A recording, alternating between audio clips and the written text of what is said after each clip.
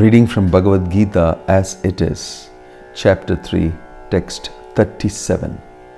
Shri Bhagavan Uvacha Kamayesha Krodhayesha Rajoguna Samudbhavaha Mahashano Mahapapama Vidyanam Iha Vairinam. Translation: The Supreme Personality of Godhead said, "It is lust only, Arjuna, which is born of contact with the material mode of passion and later transformed into wrath, and which is the all-devouring sinful enemy of this world." Purport: when a living entity comes in contact with the material creation, his eternal love for Krishna is transformed into lust in association with the mode of passion.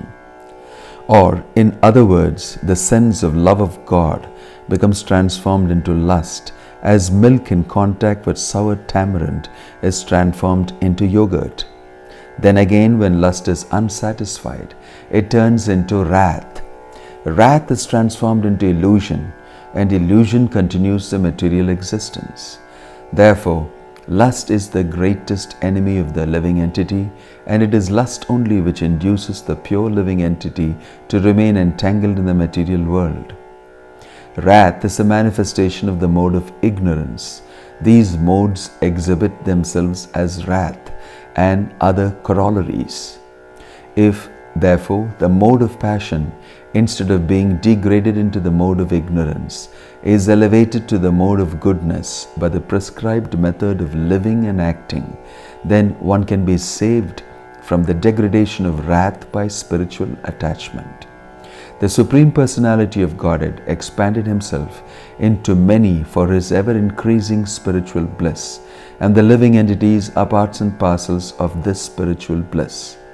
They also have partial independence, but by misuse of their independence, when the service attitude is transformed into the propensity for sense enjoyment, they come under the sway of lust. This material creation is created by the Lord to give facility to the conditioned souls to fulfill these lustful propensities, and when completely baffled by prolonged lustful activities, the living entities begin to inquire about their real position. This inquiry is the beginning of the Vedanta Sutra, wherein it is stated, "Athato Brahma Jignasa." One should inquire into the Supreme, and the Supreme is defined in Srimad Bhagavatam as Janmadyasya yataho anvayad itarataschaarteshva, or the origin of everything is a Supreme Brahman. Therefore, the origin of lust is also in the Supreme. If therefore lust is transformed into love for the Supreme, or transformed into Krishna consciousness, or in other words, desiring everything for Krishna, then both lust and wrath can be spiritualized.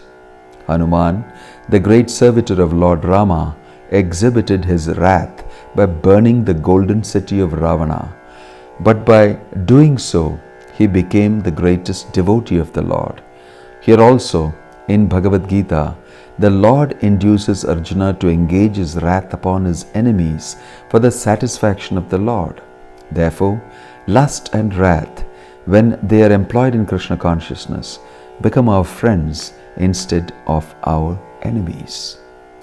Thus end the translation and purport of text 37 of chapter 3 in the Bhagavad Gita as it is. Om Tat Sat. These are readings from the Bhagavad Gita as it is, with commentaries by His Divine Grace A.C. Bhakti Vedanta Swami Srila Prabhupada. I am Bhakti Vinoda Swami, your servant. Hare Krishna, Krishna Krishna, Hare Hare,